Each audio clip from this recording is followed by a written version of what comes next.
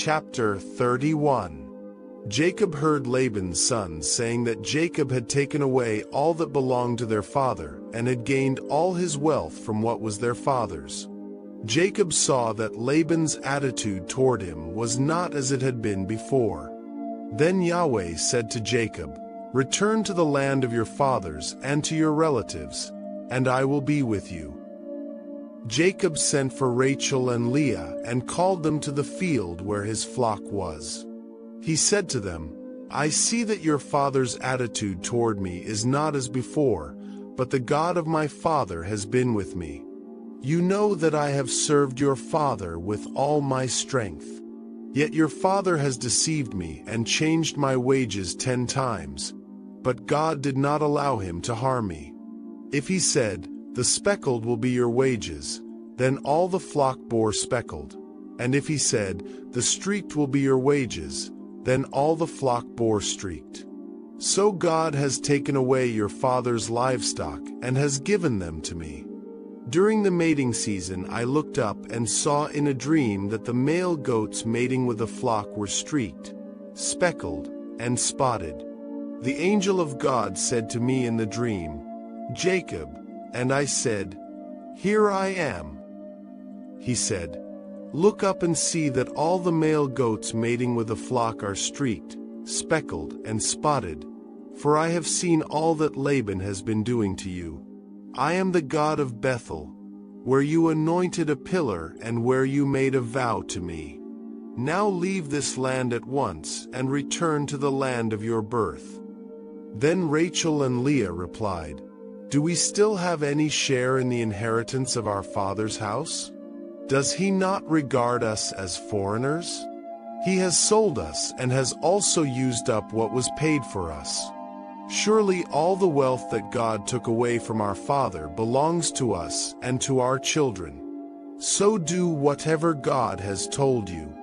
Then Jacob put his children and his wives on camels, and he took all his livestock and possessions which he had acquired in Paddan Aram, to go to his father Isaac in the land of Canaan. Now Laban had gone to shear his sheep, and Rachel stole her father's household idols. Jacob deceived Laban the Syrian by not telling him that he was fleeing. So he fled with all he had, crossed the river, and set out for the hill country of Gilead. On the 3rd day Laban was told that Jacob had fled, taking his relatives with him. He pursued Jacob for 7 days and caught up with him in the hill country of Gilead. But God came to Laban the Syrian in a dream at night and said to him, 'Be careful not to say anything to Jacob, either good or bad.' Laban overtook Jacob, who had pitched his tent in the hill country. Laban and his relatives also camped there. Laban said to Jacob, 'What have you done? You have deceived me and carried away my daughters like captives of war. Why did you run away secretly and deceive me? Why didn't you tell me, so I could send you away with joy, with songs, tambourine, and harp? You didn't even let me kiss my sons and daughters goodbye. You have done a foolish thing. I have the power to harm you, but the God of your father spoke to me last night and said, 'Be careful not to say anything to Jacob, either good or bad.' Now you have gone off because you long to return to your father's house. But why did you steal my gods?" Jacob answered Laban, "I was afraid, because I thought you would take your daughters away from me by force. But if you find anyone who has your gods, that person shall not live. In the presence of our relatives, see for yourself what is yours among my belongings, and take it." Now Jacob did not know that Rachel had stolen them. Laban went into Jacob's tent, then into Leah's tent, and into the tents of the 2 female servants, but found nothing. Then he went into Rachel's tent. Now Rachel had taken the household idols, put them inside her camel's saddle, and sat on them. Laban searched through everything in the tent, but found nothing. Rachel said to her father, "Don't be angry, my lord. that I cannot rise before you, for I am having my monthly period." So he searched but did not find the idols. Jacob became angry and confronted Laban. "What is my offense?" he said. "What is my sin that you have so hotly pursued me? You have searched through all my goods. What have you found that belongs to your household? Put it here before my relatives and yours, and let them judge between us. For 20 years I have been with you. Your sheep and goats have not miscarried, and I have not eaten the rams of your flocks. I did not bring you animals torn by wild beasts. I bore the loss myself. You demanded payment from me for every animal stolen by day or night. The heat consumed me by day, and the cold by night, and sleep fled from my eyes. It was like this for the 20 years I was in your household. I served you 14 years for your 2 daughters and 6 years for your flocks, and you changed my wages 10 times. If the God of my father, the God of Abraham, and the fear of Isaac had not been with me, surely you would have sent me away empty-handed. But God has seen my hardship and the labor of my hands, and last night he rebuked you."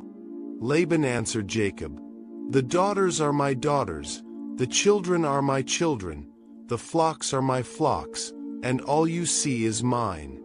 But what can I do today about these daughters of mine, or about the children they have borne?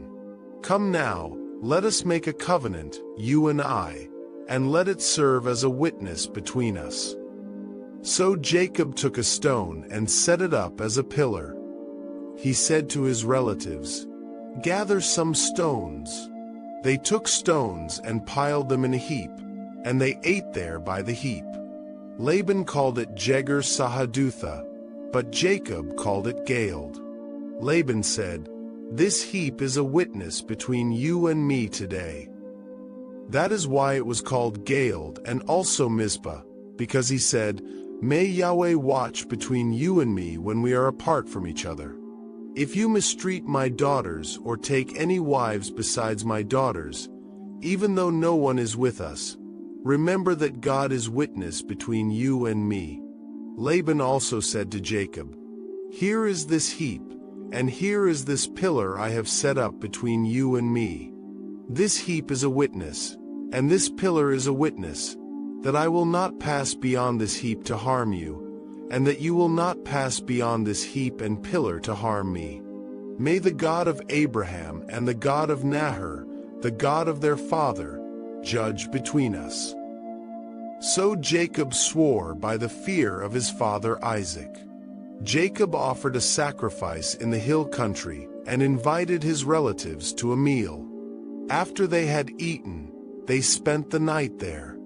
Early the next morning, Laban kissed his grandchildren and his daughters and blessed them. Then Laban departed and returned home. Chapter 32. Jacob went on his way, and the angels of God met him. When he saw them, Jacob said, "This is God's army." So he called the name of that place Mahanaim. Jacob sent messengers ahead of him to his brother Esau, to the land of Seir, the country of Edom. He instructed them, saying, "This is what you shall say to my lord Esau. Your servant Jacob says, I have been staying with Laban and have remained there until now. I have cattle, donkeys, flocks, male and female servants. I am sending this message to my lord, that I may find favor in your sight." When the messengers returned to Jacob, they said, "We went to your brother Esau, and now he is coming to meet you, and 400 men are with him." Jacob was greatly afraid and distressed. He divided the people who were with him, along with the flocks, herds, and camels, into 2 groups. He thought, if Esau comes and attacks one group, the group that is left may escape. Then Jacob prayed, "God of my father Abraham, God of my father Isaac, Yahweh, who said to me, 'Return to your country and to your relatives, and I will make you prosper, I am unworthy of all the kindness and faithfulness you have shown your servant. When I crossed this Jordan, I had only my staff, but now I have become 2 companies. Please deliver me from the hand of my brother Esau, for I fear him, that he may come and attack me and also the mothers with the children. But you said, I will surely make you prosper and make your descendants like the sand of the sea, which cannot be counted. Jacob spent the night there, and from what he had with him he selected a gift for his brother Esau: 200 female goats and 20 male goats, 200 ewes and 20 rams, 30 milk camels with their colts, 40 cows and 10 bulls, and 20 female donkeys with 10 foals. He put them in the care of his servants, each herd by itself, and said to them, Go on ahead of me, and keep some space between each herd. He instructed the one in the lead, When my brother Esau meets you and asks, To whom do you belong? Where are you going? And whose animals are these before you? Then you shall say, They belong to your servant Jacob. They are a gift sent to my lord Esau, and he himself is coming behind us. He also instructed the second, the third, and all the others who followed the herds. You are to say the same thing to Esau when you meet him, and be sure to say, Your servant Jacob is coming behind us. For he thought, I will appease him with these gifts that go ahead of me. Afterward I will see his face. Perhaps he will accept me. So Jacob's gifts went on ahead of him, but he himself spent the night in the camp. That night Jacob got up, took his 2 wives, his 2 female servants, and his 11 sons, and crossed the ford of the Jabbok. After he had sent them across the stream, he sent over all his possessions. Jacob was left alone, and a man wrestled with him until daybreak. When the man saw that he could not overpower him, he touched the socket of Jacob's hip so that his hip was dislocated as he wrestled. Then the man said, Let me go, for the day breaks. But Jacob replied, I will not let you go unless you bless me. The man asked him, What is your name? He answered, Jacob. Then he said, Your name will no longer be Jacob, but Israel, because you have struggled with God and with men, and have prevailed. Jacob said, Please tell me your name. But he replied, Why do you ask my name? And he blessed him there. So Jacob called the place Peniel, saying, It is because I have seen God face to face, and yet my life is preserved. The sun rose upon him as he passed Peniel, and he was limping because of his hip. That is why, to this day, the Israelites do not eat the tendon attached to the socket of the hip, because the socket of Jacob's hip was touched near that tendon. Chapter 33. Jacob lifted up his eyes and saw that Esau was coming, and with him 400 men. He divided the children among Leah, Rachel, and the 2 servants. He put the servants and their children in front, Leah and her children next, and Rachel and Joseph at the rear. He himself went on ahead of them and bowed to the ground 7 times as he approached his brother. Esau ran to meet him, embraced him, threw his arms around his neck, and kissed him, and they wept. Then Esau looked up and saw the women and children and said, Who are these with you? Jacob replied, The children whom God has graciously given your servant. Then the servants came forward with their children, and they bowed down. Next, Leah and her children came and bowed down. Finally, Joseph and Rachel came and bowed down. Esau asked, What do you mean by all these droves I met? Jacob replied, To find favor in your sight, my lord. But Esau said, I already have plenty, my brother. Keep what you have for yourself. Jacob said, No, please. If I have found favor in your eyes, Accept this gift from me, for to see your face is like seeing the face of God, now that you have received me favorably. Please take the gift I have brought you, because God has been gracious to me, and I have all I need." And because Jacob insisted, Esau accepted it. Then Esau said, "Let us be on our way. I'll go ahead of you." But Jacob replied, "My Lord knows that the children are weak and that the flocks and herds with me are nursing. If they are driven hard for even one day, all the animals will die. Please let my Lord go ahead of his servant, while I move along slowly at the pace of the livestock and the children, until I come to my Lord in Seir." Esau said, "Then let me leave some of my men with you." Jacob replied, "Why do that? Just let me find favor in the eyes of my Lord." So that day Esau started on his way back to Seir. But Jacob went to Succoth, where he built himself a house and made shelters for his livestock. That is why the place was called Succoth. After Jacob came from Paddan Aram, he arrived safely at the city of Shechem in the land of Canaan and camped within sight of the city. For 100 pieces of silver he bought from the sons of Hamor, the father of Shechem, the plot of land where he had pitched his tent. There he set up an altar and called it El Elohe Israel. Chapter 34. Dinah, the daughter of Leah, whom she bore to Jacob, went out to see the daughters of the land. Shechem, the son of Hamor the Hivite, the prince of the land, saw her. He took her, lay with her, and humbled her. His soul was drawn to Dinah, the daughter of Jacob. He loved the young woman and spoke kindly to her. Shechem spoke to his father Hamor, saying, "Get me this young woman as a wife." Now Jacob heard that he had defiled his daughter Dinah, but his sons were with his livestock in the field. So Jacob kept silent until they came in. Hamor, the father of Shechem, went out to speak with Jacob. The sons of Jacob came in from the field when they heard what had happened, and the men were grieved and very angry, because Shechem had done a disgraceful thing in Israel by lying with Jacob's daughter, a thing that should not be done. Hamor spoke with them, saying, "The soul of my son Shechem longs for your daughter. Please give her to him as a wife. Make marriages with us. Give us your daughters, and take our daughters for yourselves. You shall dwell with us, and the land shall be before you. Live in it, trade in it, and acquire property in it."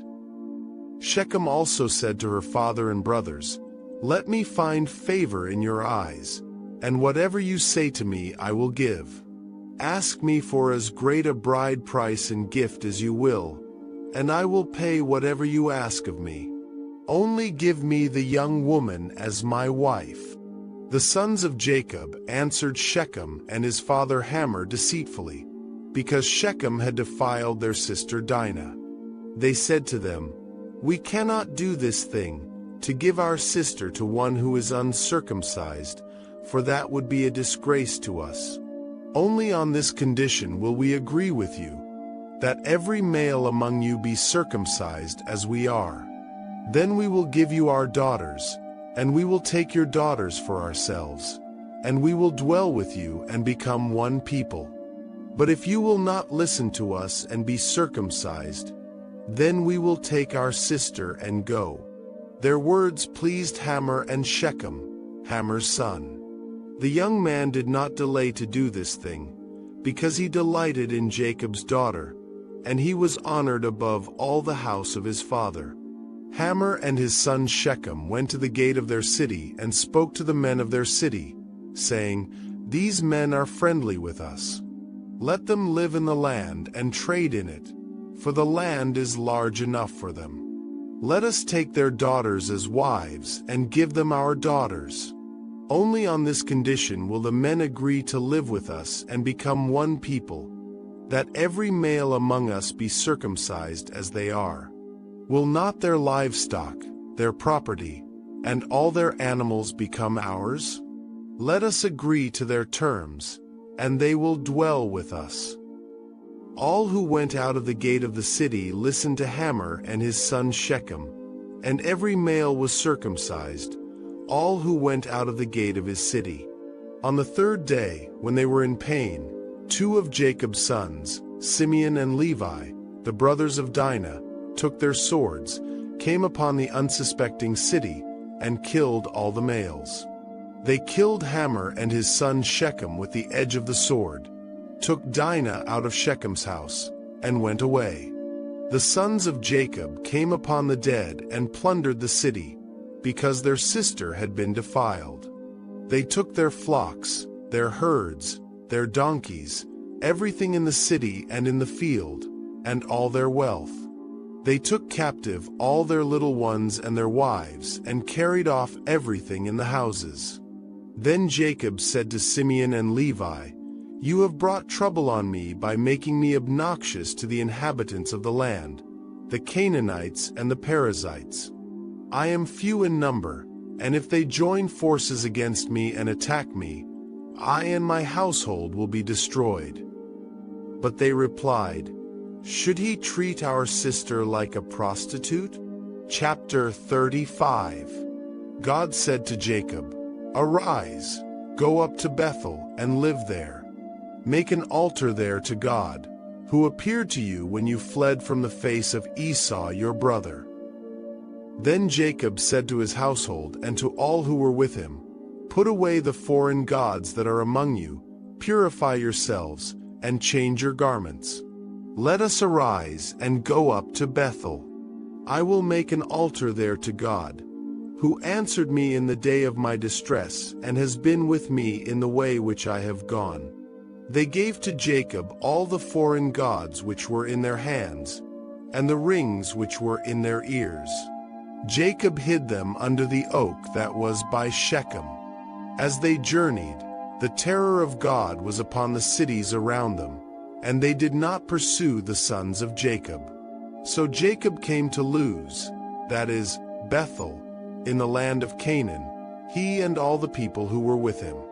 He built an altar there and called the place El Bethel, because their God had revealed himself to him when he fled from the face of his brother. Deborah, Rebekah's nurse, died, and she was buried below Bethel under the oak, and its name was called Allon-Bacuth.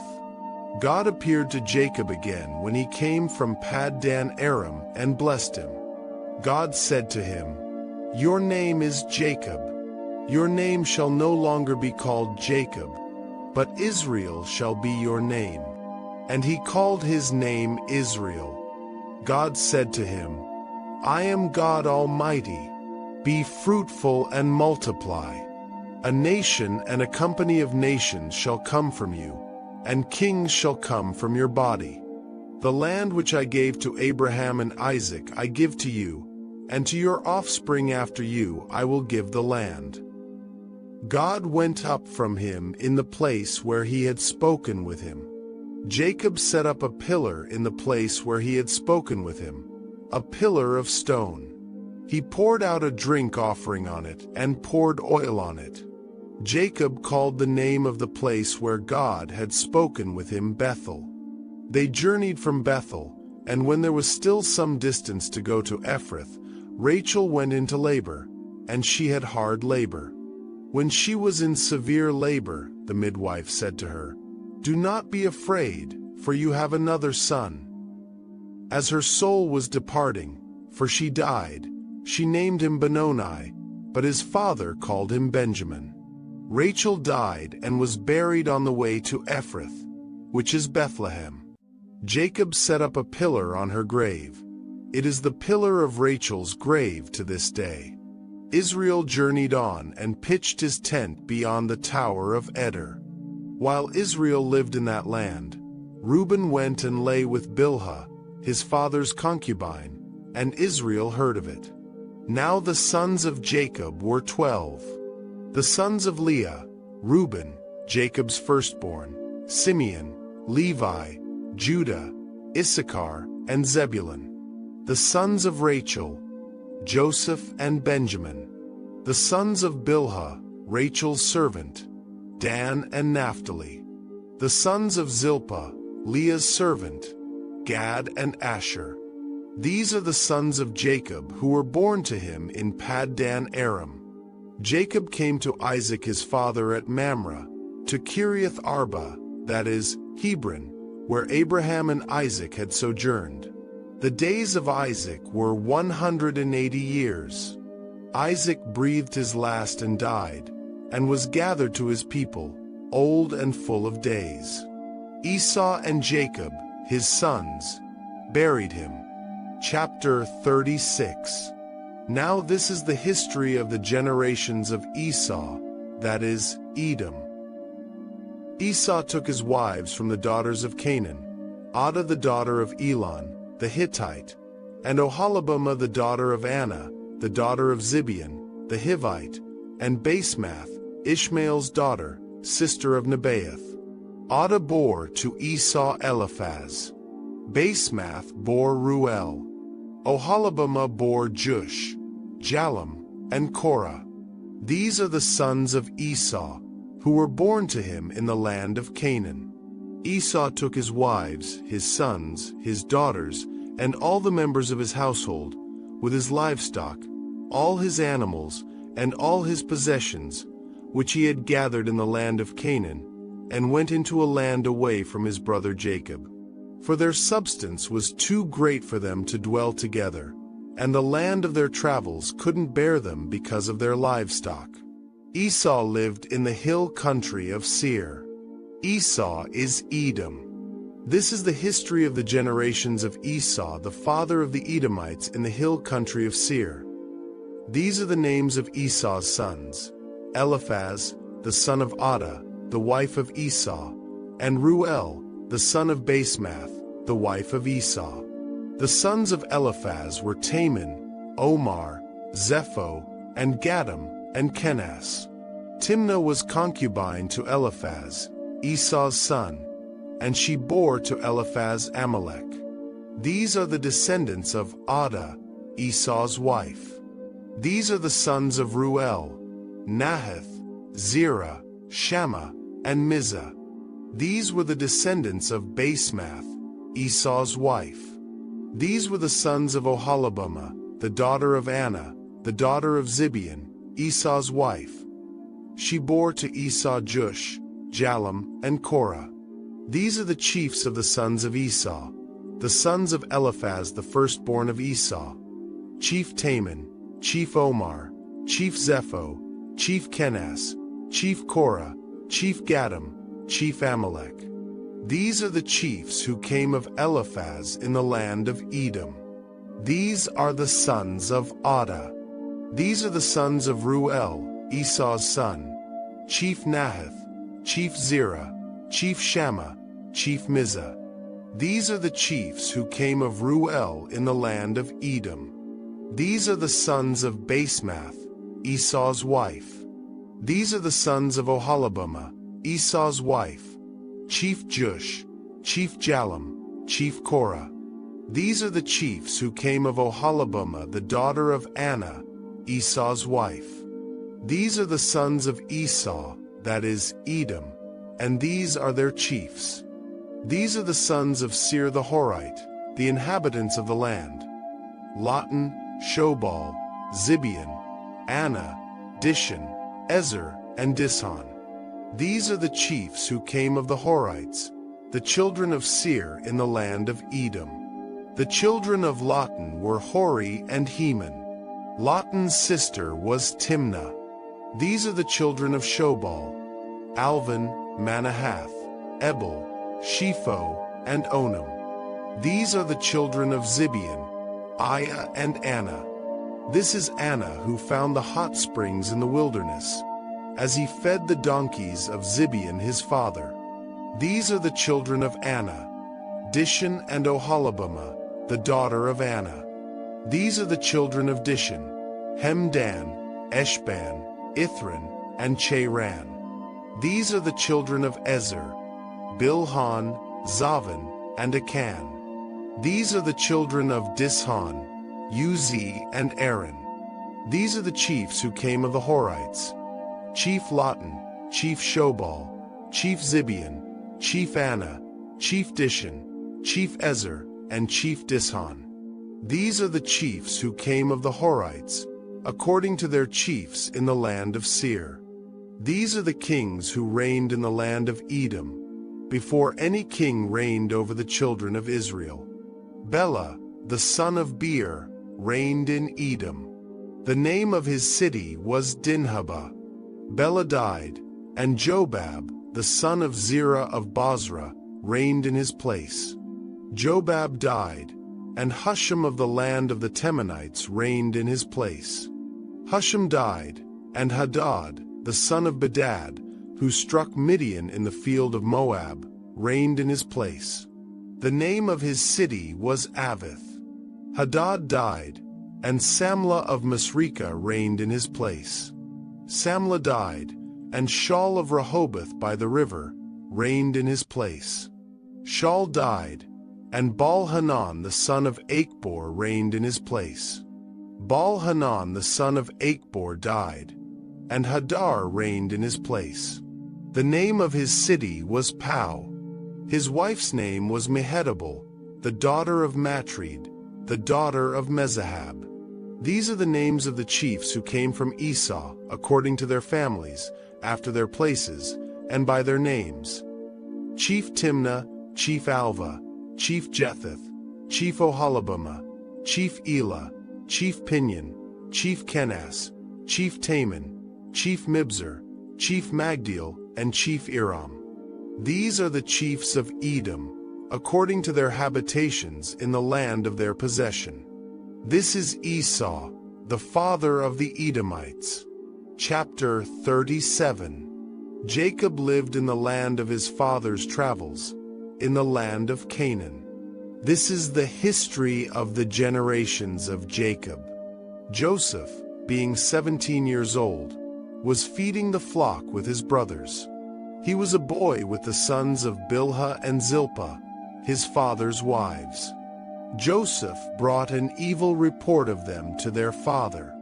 Now Israel loved Joseph more than all his children, because he was the son of his old age, and he made him a tunic of many colors.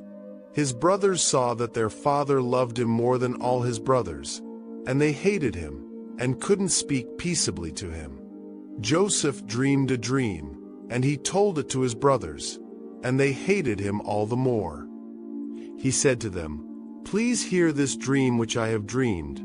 For behold, we were binding sheaves in the field, and behold, my sheaf arose and also stood upright, and behold, your sheaves came around and bowed down to my sheaf."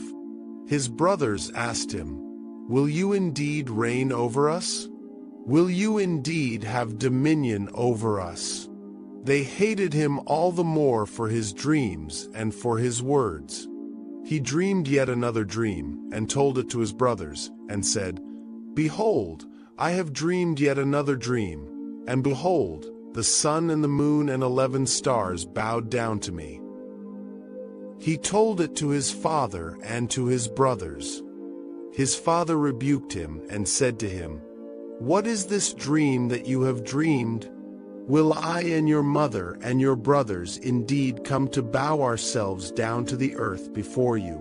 His brothers envied him, but his father kept this saying in mind. His brothers went to feed their father's flock in Shechem.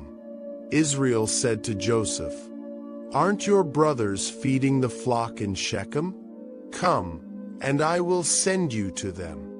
He said to him, "Here I am."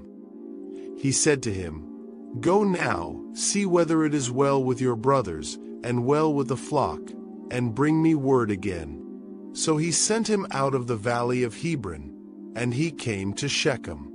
A certain man found him, and behold, he was wandering in the field. The man asked him, "What are you looking for?" He said, "I am looking for my brothers. Tell me, please, where they are feeding the flock." The man said, "They have left here, for I heard them say, 'Let's go to Dothan.'" Joseph went after his brothers, and found them in Dothan. They saw him afar off, and before he came near to them, they conspired against him to kill him. They said to one another, "Behold, this dreamer comes. Come now therefore, and let's kill him, and cast him into one of the pits, and we will say, 'An evil animal has devoured him.' We will see what will become of his dreams." Reuben heard it, and delivered him out of their hand, and said, "Let's not take his life."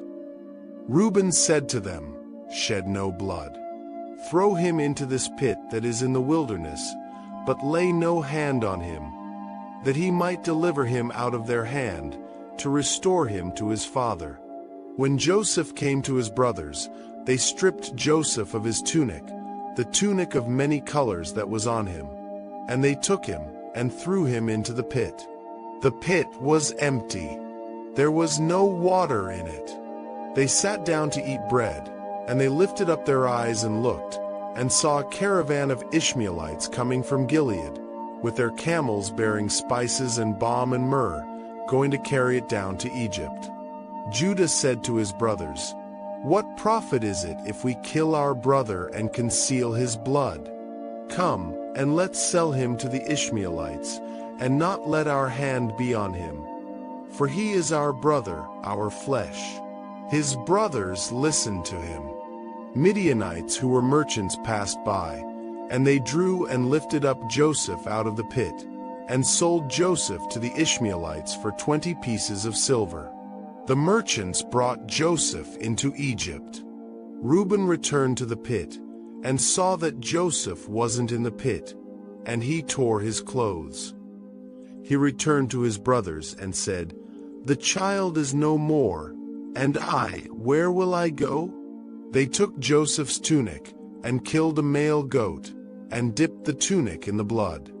They took the tunic of many colors, and they brought it to their father, and said, "We have found this. Examine it now, and see if it is your son's tunic or not." He recognized it, and said, "It is my son's tunic. An evil animal has devoured him. Joseph is without doubt torn in pieces." Jacob tore his clothes, and put sackcloth on his waist, and mourned for his son many days. All his sons and all his daughters rose up to comfort him, but he refused to be comforted. He said, "For I will go down to Sheol to my son mourning." His father wept for him. The Midianites sold him into Egypt to Potiphar, an officer of Pharaoh's, the captain of the guard. Chapter 38. At that time, Judah went down from his brothers, and visited a certain Adullamite, whose name was Hira. There, Judah saw the daughter of a certain Canaanite man named Shua. He took her, and went into her. She conceived, and bore a son, and he named him Er. She conceived again, and bore a son, and she named him Onan. She yet again bore a son, and named him Shelah. He was at Chezib when she bore him. Judah took a wife for Er, his firstborn, and her name was Tamar. Er, Judah's firstborn, was wicked in Yahweh's sight. So Yahweh killed him. Judah said to Onan, "Go in to your brother's wife, and perform the duty of a husband's brother to her, and raise up offspring for your brother." Onan knew that the offspring wouldn't be his, and when he went in to his brother's wife, he spilled his semen on the ground, lest he should give offspring to his brother. The thing which he did was evil in Yahweh's sight, and he killed him also. Then Judah said to Tamar his daughter-in-law, "Remain a widow in your father's house, until Shelah my son is grown up," for he said, "Lest he also die like his brothers." Tamar went and lived in her father's house. After many days, Shua's daughter, the wife of Judah, died. Judah was comforted, and went up to his sheep shearers to Timnah, he and his friend Hira, the Adullamite. Tamar was told, "Behold, "Your father-in-law is going up to Timnah to shear his sheep." She took off the garments of her widowhood, and covered herself with her veil, and wrapped herself, and sat in the gate of Enaim, which is on the way to Timnah. For she saw that Shelah was grown up, and she wasn't given to him as a wife. When Judah saw her, he thought that she was a prostitute, for she had covered her face. He turned to her by the way, and said, "Please come, let me come in to you," for he didn't know that she was his daughter-in-law. She said, "What will you give me, that you may come in to me?" He said, "I will send you a young goat from the flock." She said, "Will you give me a pledge until you send it?" He said, "What pledge will I give you?" She said, "Your signet and your cord, and your staff that is in your hand." He gave them to her, and came in to her, and she conceived by him. She arose, and went away, and put off her veil from her, and put on the garments of her widowhood. Judah sent the young goat by the hand of his friend, the Adullamite, to receive the pledge from the woman's hand, but he didn't find her. Then he asked the men of her place, saying, "Where is the prostitute that was at Enaim by the road?" They said, "There has been no prostitute here." He returned to Judah and said, "I haven't found her." And also the men of the place said, "There has been no prostitute here." Judah said, "Let her keep it, lest we be shamed. Behold, I sent this young goat, and you haven't found her." About 3 months later, Judah was told, "Tamar, your daughter-in-law, has played the prostitute. Moreover, behold, she is with child by prostitution." Judah said, "Bring her out, and let her be burned." When she was brought out, she sent to her father-in-law, saying, "I am with child by the man who owns these." She also said, "Please discern whose these are, the signet and the cords and the staff." Judah acknowledged them, and said, "She is more righteous than I, because I didn't give her to Shelah, my son." He knew her again no more. In the time of her travail, behold, twins were in her womb. When she travailed, one put out a hand, and the midwife took and tied a scarlet thread on his hand, saying, "This came out first."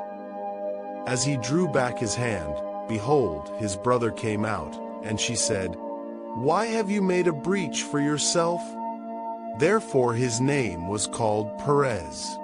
Afterward his brother came out, who had the scarlet thread on his hand, and his name was called Zerah. Chapter 39.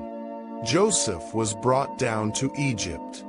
Potiphar, an officer of Pharaoh's, the captain of the guard, an Egyptian, bought him from the hand of the Ishmaelites that had brought him down there.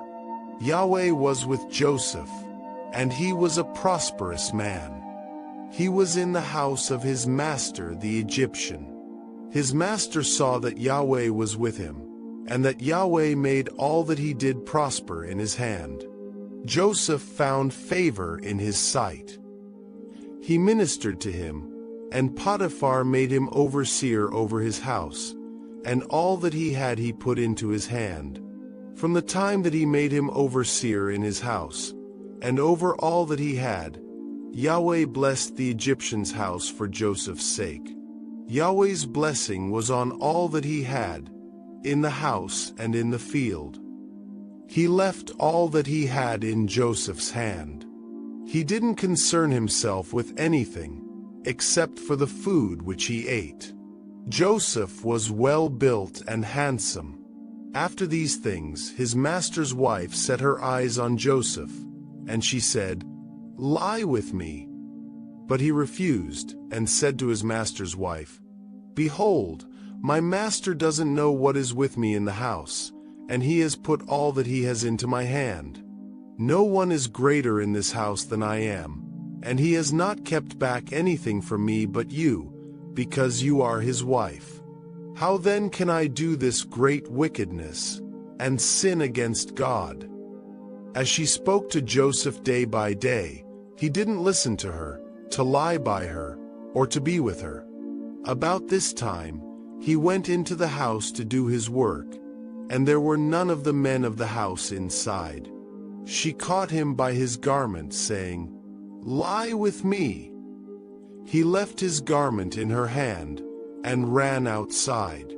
When she saw that he had left his garment in her hand, and had run outside, she called to the men of her house, and spoke to them, saying, "Behold, he has brought a Hebrew into us to mock us. He came in to me to lie with me, and I cried with a loud voice. When he heard that I lifted up my voice and cried, he left his garment by me, and ran outside. She laid up his garment by her, until his master came home.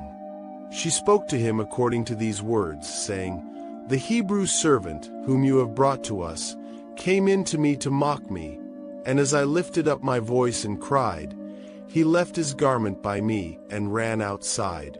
When his master heard the words of his wife, which she spoke to him, saying, This is what your servant did to me, his wrath was kindled.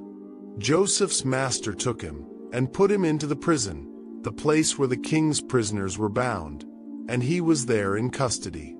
But Yahweh was with Joseph, and showed kindness to him, and gave him favor in the sight of the keeper of the prison.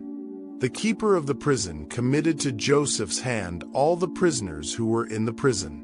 Whatever they did there, he was responsible for it. The keeper of the prison didn't look after anything that was under his hand, because Yahweh was with him, and that which he did, Yahweh made it prosper. Chapter 40. After these things, the butler of the king of Egypt and his baker offended their lord, the king of Egypt. Pharaoh was angry with his two officers, the chief cupbearer and the chief baker. He put them in custody in the house of the captain of the guard, into the prison, the place where Joseph was bound. The captain of the guard assigned them to Joseph, and he took care of them. They stayed in prison many days. They both dreamed a dream, each man his dream, in one night, each man according to the interpretation of his dream, the cupbearer and the baker of the king of Egypt, who were bound in the prison. Joseph came in to them in the morning, and saw them, and saw that they were sad. He asked Pharaoh's officers who were with him in custody in his master's house, saying, Why do you look so sad today? They said to him, We have dreamed a dream, and there is no one who can interpret it. Joseph said to them, Don't interpretations belong to God? Please tell it to me. The chief cupbearer told his dream to Joseph, and said to him, In my dream, behold, a vine was in front of me, and in the vine were 3 branches. It was as though it budded, it blossomed, and its clusters produced ripe grapes. Pharaoh's cup was in my hand, and I took the grapes, and pressed them into Pharaoh's cup, and I gave the cup into Pharaoh's hand. Joseph said to him, This is its interpretation. The 3 branches are 3 days.